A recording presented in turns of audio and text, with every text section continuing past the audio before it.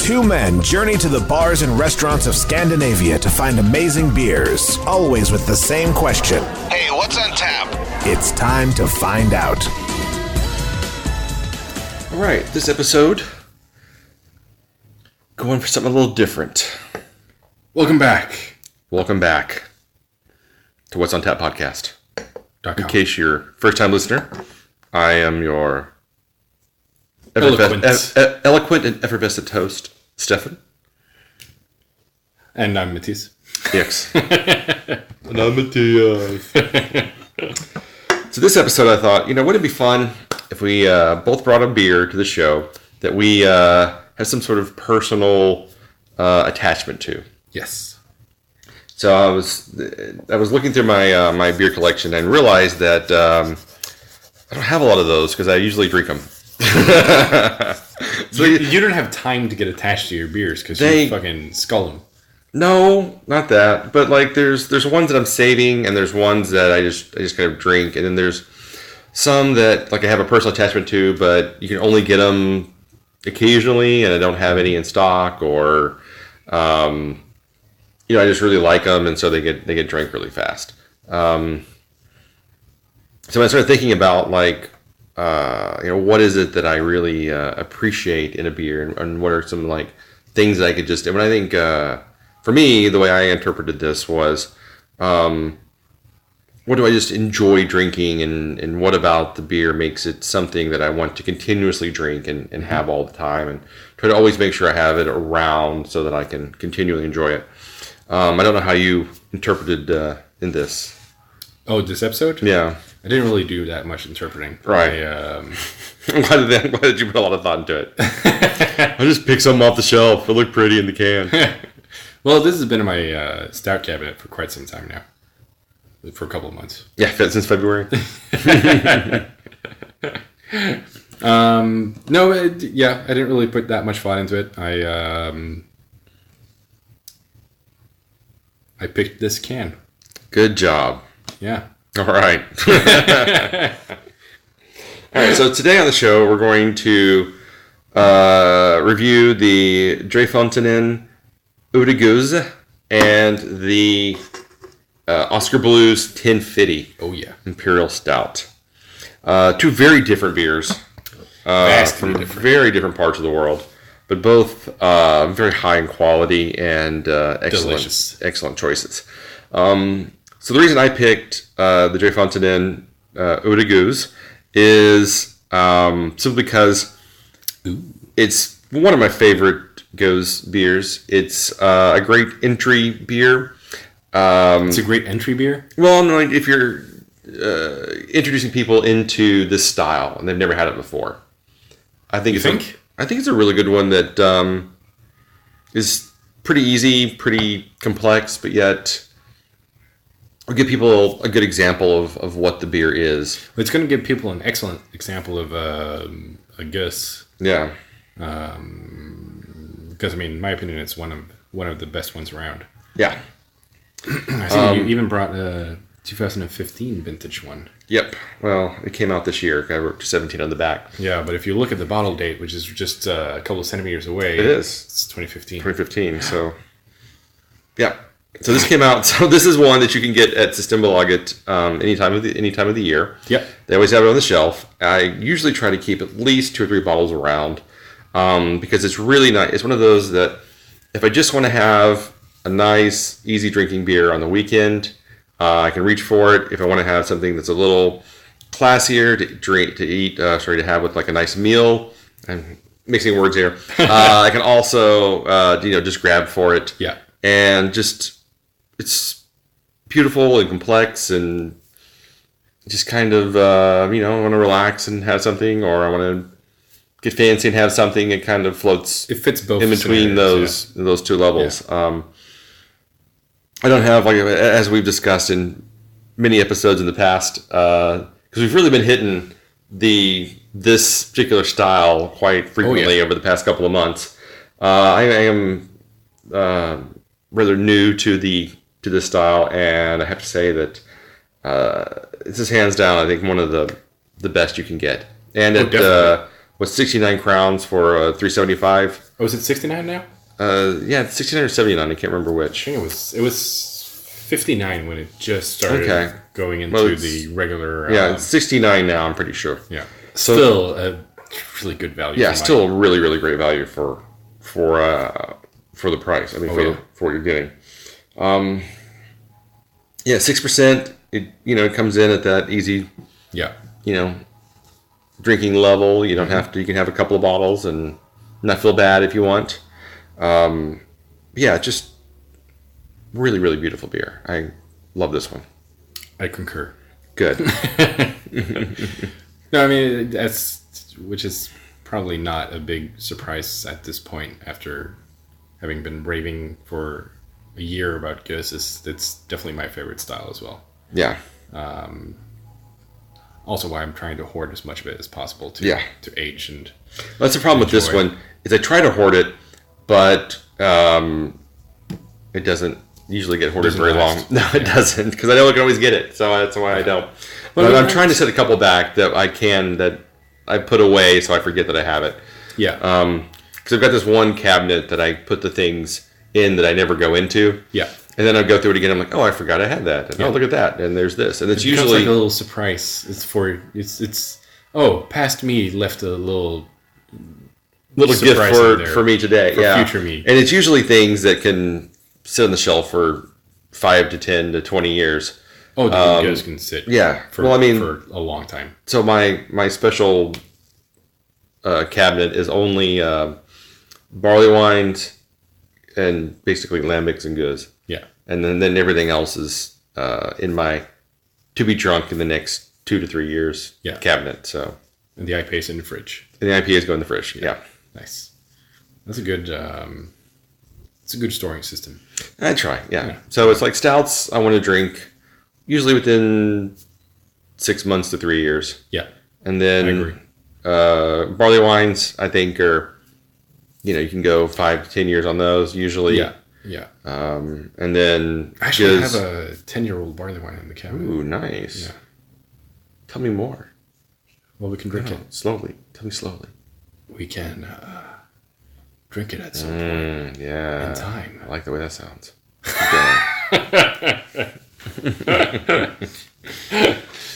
All right. We should cover more barley wines. We don't really cover those very often. I think the last one we had was the one you brought back from Italy, right? Yeah, and that might be our only barley wine we've ever covered on the show. Well, except for... Was there any in the 2L Advent calendar? Was there any barley wines? I don't think so. I don't think so either. No. Yeah. I think that was 2L doesn't really do barley wines. Are you kidding me? Nope. The mine is bigger than yours? It's a barley wine?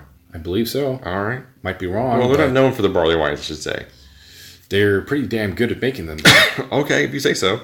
And McKellar has the Big Worcester, kind of barrel-aged versions of that as well. Yeah. Those are really good, too. So that's one. That's actually like 5 or 6 or more. Well, because they barrel-age the shit out of that in different ways. Exactly. So it's really just one beer they barrel-age 5 different ways. Well, it's still...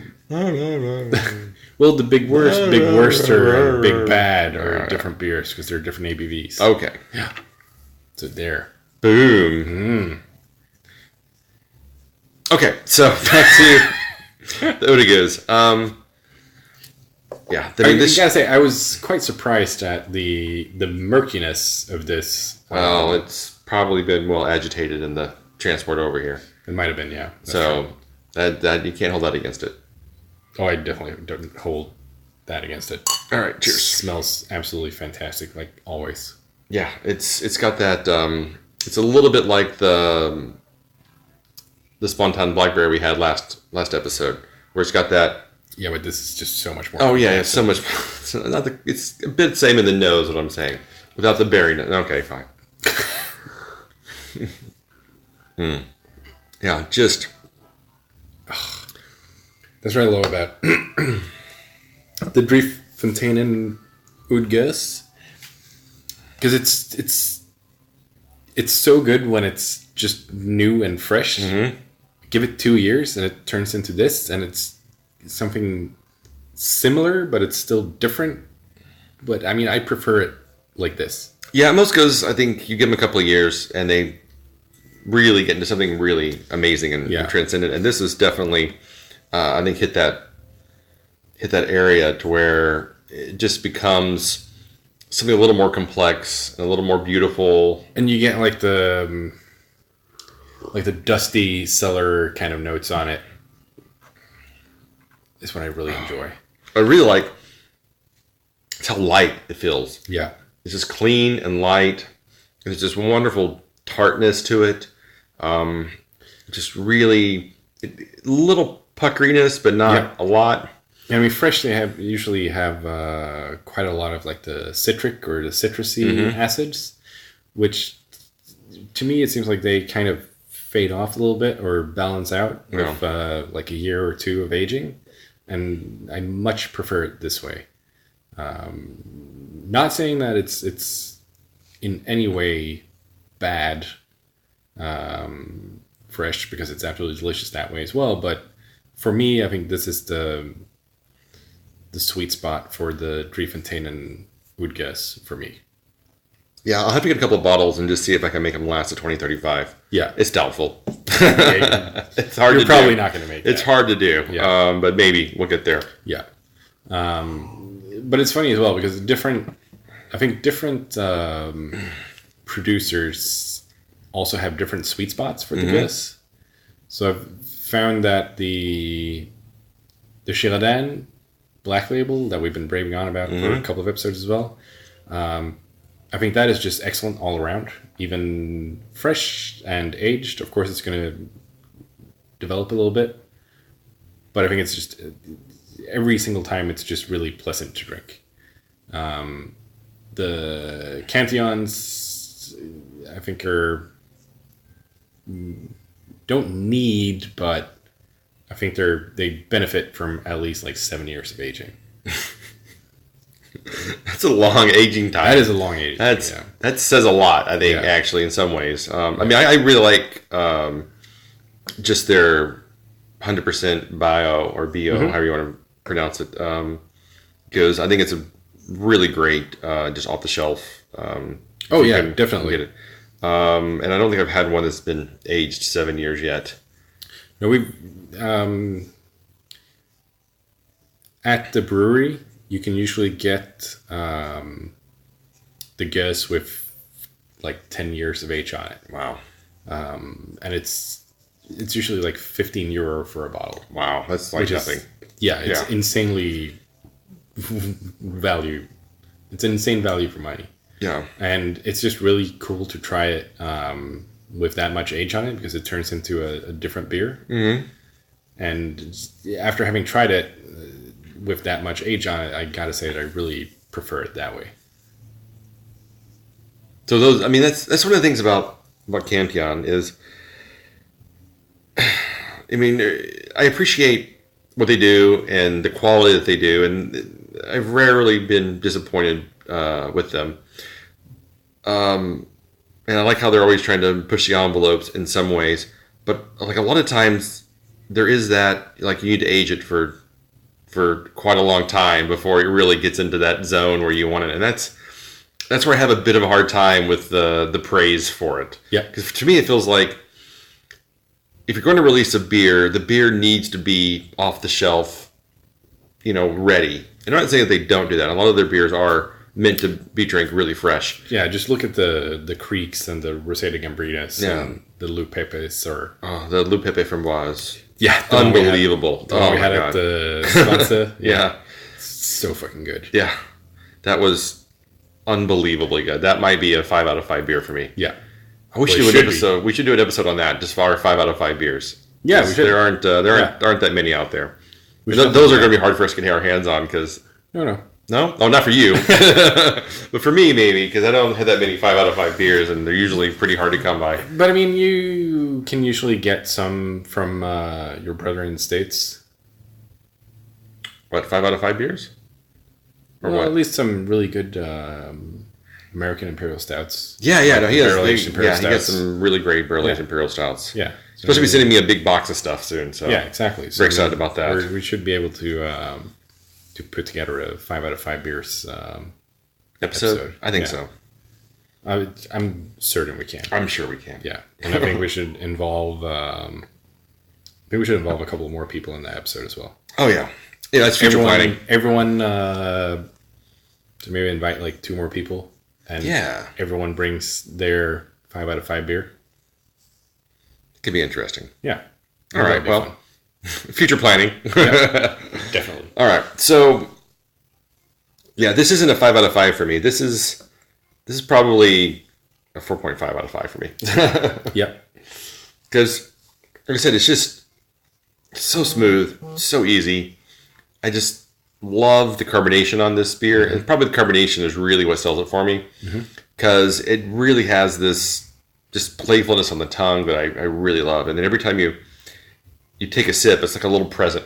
It sounds stupid, but... That opens up on your tongue? It does, because it just kind of, like the micro bubbles are really light and kind of fills your mouth. And it's like it ends really clean and refreshing. And I like that. I really like that in the beer. I mean, that's a big part of the experience is, what's the mouthfeel on the beer. So you're just opening up for so many jokes. Yes, jokes. Yes, I know. How it fills up your mouth and how you just love the playfulness on your tongue and it just explodes in my mouth. You're welcome. Yeah, thank you. Nice. A mental picture I did not need. You needed that picture. All right. So 4.5. 4.5. Yes. Yeah.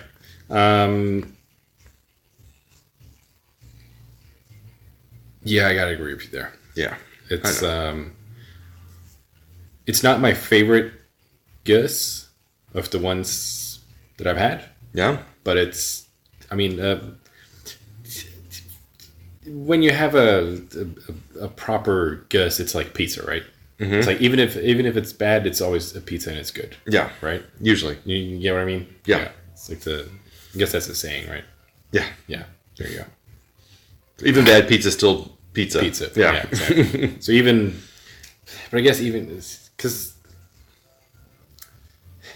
I love the shit out of Gueuze. No, I find very little wrong with this, and I probably, if I have it a few more times, it'd become a 5 because I just know how much I love it and what to expect, and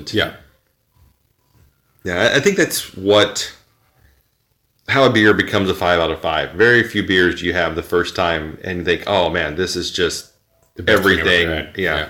It's usually you have it several times and you develop a love for it in a way that you wouldn't ordinarily love anything else. Well, I mean, within a beer. I don't know. Yeah.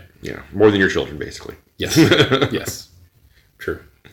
All right. So tell us about the Ten Fidy. Why did you... Why did I pick the Ten Fidy? Yeah. Well, I think the Ten Fidy was I believe it was the first imperial stout that the first proper imperial stout that I ever had. And I remember I thought it was really expensive when it came out the first time in Systembolaget, or the first time I bought it at Systembolaget at least, which I think was in 2012. And they were like 50 kroner a can, which I think they still are. And it was me and my cousin, we bought a couple of them each. And I remember I had one, and I put the other one in my fridge to save it. And then I moved into, I had moved into my apartment a couple of months prior to that, but I didn't have a housewarming party yet. So of course I invited a couple of friends over, had the housewarming party. Everyone got really wasted. We intended to go out and party. Didn't really make it that far. And I remember waking up the next morning, and when making breakfast, opening up the fridge door, and my Ten Fidy can was gone. Shit. Found it opened on the coffee table in the living room. And of course, my friends were not really into craft beer. Yeah. So they had brought a lot of like the Heinekens and stuff like that. So the good stuff. Yeah, exactly. And of course, the Ten Fidy had been opened and probably had like one sip and then decided that, well, this is not good. This is not what I wanted at all. Exactly. Yeah, especially if you're drinking Heineken. Yep. And then just left it on the table. Nice. So it's like a 50 kroner can that I really, really loved, which was sold out at Systembolaget. And there it was, had sat open the whole night. And so you drink it anyway? Yes. Extremely hungover. I had to at least have one sip of it. Yeah. But I just could not stomach it. So I was really happy when it came back as a kind of a yearly release at Systembolaget where I could pick it up every year, a couple of cans. And I think that's why I chose the Ten Fidy. Yeah, it's a good story. Yeah. It's a good story. I just noticed that they actually print Swedish labels. Yeah, and you know that Oskar Blues actually stamps a Google translated Swedish word on the bottom of the can, right? Yeah. Yeah. So what does this one say? I can't read it. Oh, nice. It's because of the... Good job. It says Länge leve Fidy. So long live Fidy. Long live Fidy. Yeah. So I'm not sure if they mean the rapper or... I think the rapper. Yeah, they're really into 50 Cent. Yeah. So that's what they put. Yeah. That's cool. But yeah, I think it's a really good Imperial Stout. And I'm really happy that we get it here quite well. At least once a year. year. Get it yearly. Yeah. I mean, this year we actually got the was the rum barrel, right? Was it the rum barrel or was it the bourbon barrel? I think it was the bourbon barrel. Bourbon barrel. Yeah. Which was really expensive. Yeah, it was. But it was a really freaking good beer. Yeah. I wish I had gotten more cans of that. I still have a can. Oh, you do? Yeah. Nice. I really want to see what that's like with a year of age on it. We'll break it out then. Because it was quite boozy. Yeah, it was. When it was new. Because I remember we got a can. We went to Tap room and had a can there when it came out. It was and then it came out a little bit later and I think it was a month later or something like that. It came out at Systembolaget, and I think it was like 130 kroner a can or something like that. It was quite pricey. Yeah. But yeah, I think it's still it really hits like a lot of the sweet spots for me for an Imperial Stout. It's got a bunch of chocolate, which balances out nicely with the roasted notes of it. So, I mean, you get a ton of chocolate up front, but then it kind of transcends into this kind of bitter roasted aftertaste. Oh yeah, very much. Which I really, really enjoy. So I think the Ten Fidy is always going to have a special place in my my stout repertoire. In your stout heart. Yeah, in my stout heart. So how do you feel about aging in a can versus aging in a bottle? I don't really see any issue with either.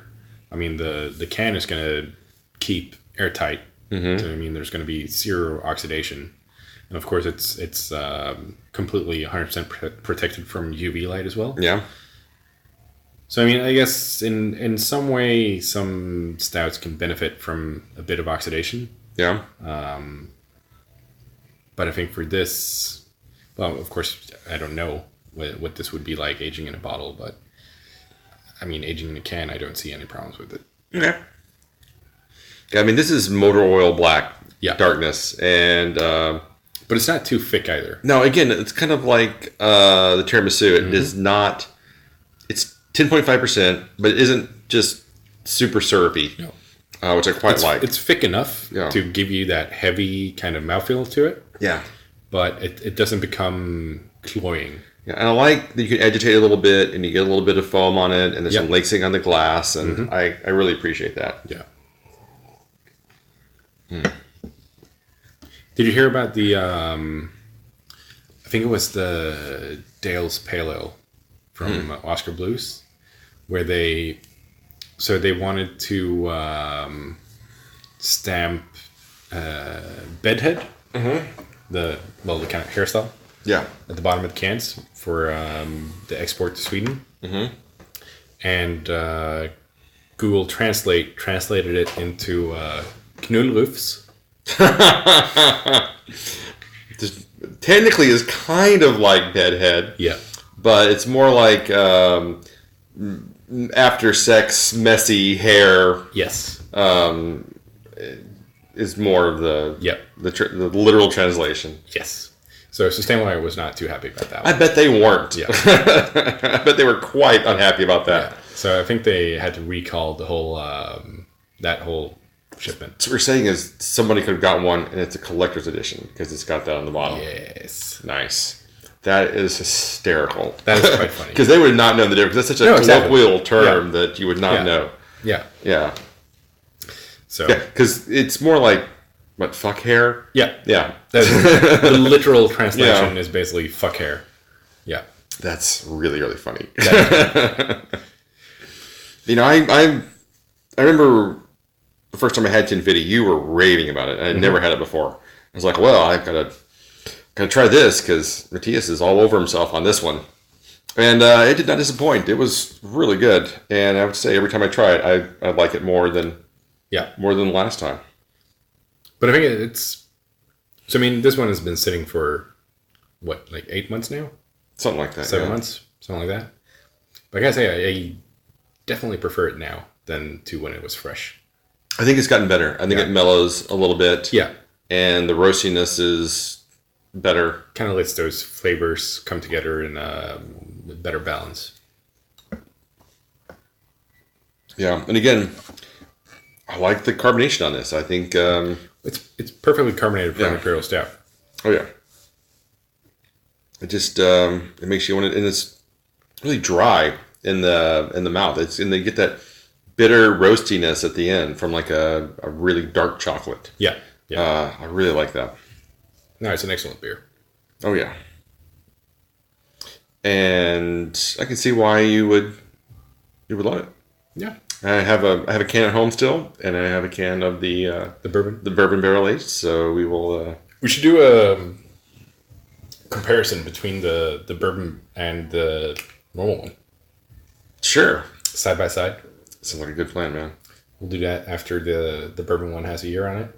Yeah, because they both came out about the same time, didn't they? Or I think it was 2 weeks or 3 weeks apart. Yeah. Bourbon one came. It was really close to each other. Yeah, you're right.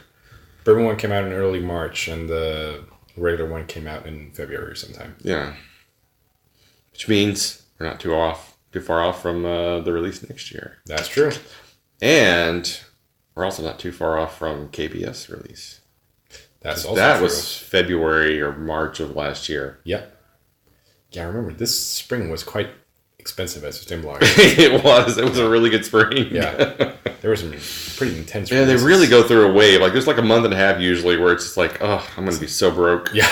and then there's like another couple of months where I can go buy all the stuff that I missed. Well, and those months you usually have the flown in IPAs in Copenhagen instead. So you're kind of like, oh, I got to take a train trip over and bring all that shit home. Yeah.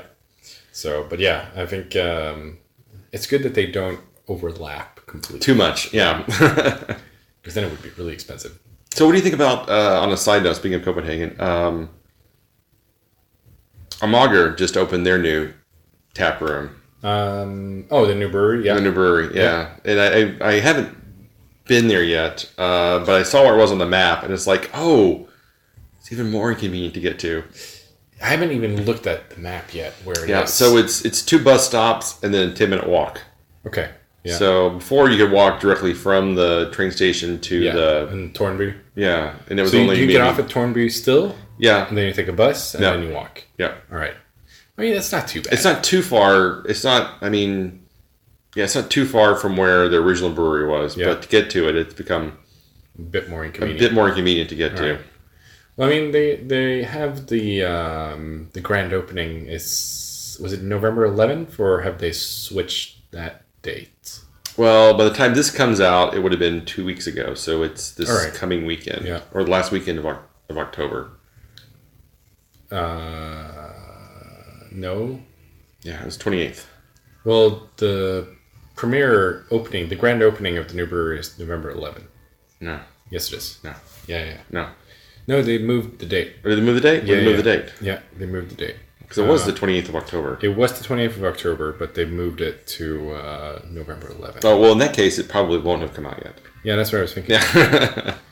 Let me just double check that. You double check that. I am double checking Check it right now. Can you check faster? I am. Your checking abilities are really going slow. as fast as I can. November 11th. All right. This is this new date. Grand opening. Woohoo. Where'd they move it? November 11th. I guess they weren't completely ready. Maybe. It feels like they'd had that on lockdown before they announced the date. Well, maybe they ran into... No excuse! No excuse. But yeah, it's going to be... I think... are you going to try and make it over for the grand opening? No. No? No, I won't. No? No. Kind of want to. Well, we're busy that weekend. Oh, it's all in weekend, right? Is it? No, that all-in weekend is the first weekend weekend before. of November. The second weekend in November, you've said you're going to help me. Oh, true. You're putting your new kitchen stuff Putting in. new countertops in my kitchen. Woohoo! Well, now I have an excuse not to carry heavy stuff. Not to help me. I appreciate that. I really appreciate that. So. Fuck. Well, now I can't get out of helping you in the kitchen either, because now you know what I'm going to be doing if I say I can't go. You can't blow me off and go do something else. God damn it. I appreciate that. But I love blowing you off. And I appreciate how much you love blowing me as well. We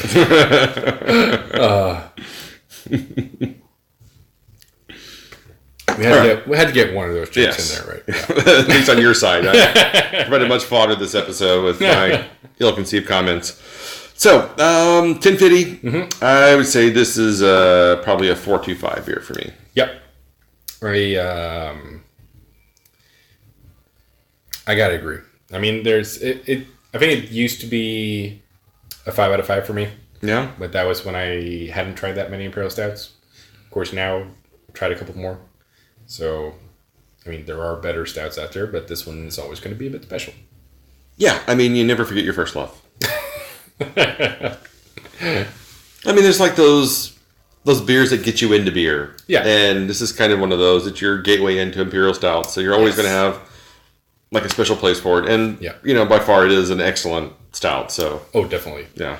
I remember, I think it was actually maybe around the same time as this came out that the Bourbon County 2012 was at Systembolaget as well. I can't believe that ever came over. I know, and it was freaking dirt cheap as well. I bet it was. It was 50 kroner for a 330 ml bottle of 2012 Bourbon County. Wow. And I just wish I had known how hard that would be to come by after. Yeah, because it's never been here since. No, exactly. So I mean, I would have bought a lot more. Which is kind of surprising considering they're owned by AB InBev now. You would think that we would start seeing more of that stuff over here. And to be quite frank, there hasn't been a huge increase in AB InBev beers, especially their micro stuff. Yeah. I mean, Wicked Wheat still not on the shelf. Tin Barrel, never seen it over here. Nope. Goose Island, you don't even see the IPA on the shelf here. Nope, not in Sweden at least. I've seen it at restaurants in Copenhagen. And I've seen it in the UK. Yeah, but I've never seen any Goose Island over here, which is really, really surprising. You would think that you would start seeing, like that's the whole reason they bought them, so they could increase their footprint and exactly. And they're definitely making inroads into the UK. Yeah. And Sweden's really open for buying in mass quantity, so it's shocking that you don't see more of that. Since Systembolaget is one of the biggest importers of alcohol, then yeah. I mean, I gotta agree with you that I'm a bit shocked that we haven't seen more Goose Island stuff come over. Yeah. Because I mean, looking at what's the Beer Republic? Mm-hmm. The online shop? Mm-hmm. Is that based out of Holland, right? Is it Netherlands? Yeah. Or is it UK? It's the Netherlands. It's in what's the town called? It's actually a town I've been to in the Netherlands. It's right there next to the Belgian border. Okay. Maastricht? No, something with a B. I want to say something with a B. All right. Well, either way. The reason I know that is because it's where our the company I work for, our offices for the Netherlands are in the same town. Okay. That's what it is. And I was like, oh, that's really convenient. Yeah. No, what I mean, they usually have quite a lot of the, like the special sour saisons and stuff, like the Matilda and the Gillian and all that kind of stuff. But we haven't seen Bourbon County come over. I kind of think that it's because the Bourbon County has become even more popular in the U.S. Yeah. Maybe. So they just sell out their whole production over there instead. Yeah, it's very possible. Yeah. So... Still, I'd love to see some of those. Like, the Matilda was really good. The Gillian was pretty good. That was the strawberry one, because I brought that one over. Sophia or Sophie? Something like that, yeah. Was, so. I guess I haven't been super impressed by the sour stuff.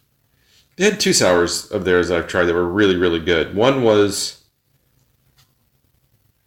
I tried in the States. They didn't bring back with me when I was over there. And it was like a $15 bottle, and it was really good. But then the more expensive one, I think the Gillian was like $32 bottle. Yeah. And it was... Not worth $32. It was not a $30 bottle, but it was a nice strawberry beer. It was pretty good. But yeah, I'm really wondering why we don't see more of those AB InBev microbrews in Sweden. Because it feels like we're just ripe for that kind of importing. I mean, of course, the Bourbon County 2012 was on shelves for quite a while, but I think that's because it was in the kind of the beginning of the craft beer craze. It would have been a little more expensive than your standard. That was probably like one of the most expensive 330 ml bottles on the shelves at that point in time. It was what, you said 50? 50, yeah. Yeah, and that's like nothing now. I mean, that's... No, exactly. That's your regular Omnipolo Stout now. Mm-hmm. So, but yeah, I'm kind of sad that we haven't seen Bourbon County come over more. Again. Well, can't we petition? We can. To have them bring in something? Sure. So we should do that. Yeah, let's do that. See what happens. So we'll do a Bourbon County to Sweden petition. Well, I mean, you can ask them to import. Yeah. And then they'll... Oh, you mean ask Systembolaget? Yeah. Isn't they have a form or something you can fill out and say, hey, I want you to bring this in? Like a request, and then they'll... Oh, you mean the private import? Yeah, something like that. I think there needs to be a importing company that actually brings that in. AB InBev! We already get Budweiser. True. Yeah, well... And Stella Artois. Stella Artois, yeah. And Budvar. Exactly. All that are crap.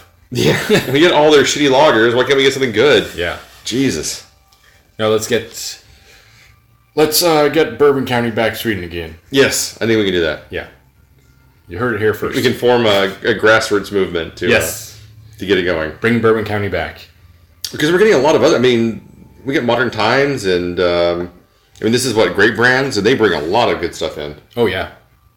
So they have the Oskar Blues stuff. Great Divide, the Yeti Imperial Stouts, and the Old Ruffian that came out. The Bourbon Barrel Old Ruffian now. And the... does Great Divide also do Old North? Rasputin and the... No, that's not Great Divide. Not Great Divide, but I'm sorry, Great Brands. What is it called? Great Brands AB.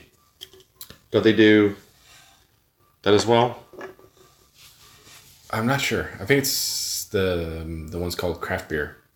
Oh, okay, Craft Beer. We do Rasputin. Yeah. Okay, very possible. I think so. I'm not sure though. Okay, I believe so. All right, possible. You've heard it here first. Possibly, maybe something that happens. All right, so you can find us online at what'sontappodcast.com, iTunes, Facebook, Instagram, Stitcher, Podchaser, YouTube. That's a good one. Check us out on YouTube. Yeah. It's really growing. A lot of people are discovering us that way. Yeah, we really appreciate it. Yeah, maybe one day we'll get around to setting up a camera and doing a live, but actually doing a video version of the show. Yeah, it can happen. That. Stranger things have happened. Ooh. Especially if you're wearing your sexy T-shirt that you're wearing tonight. I know. Is that real beer stains? Could be. Very possibly. All right, well, until next time, keep drinking.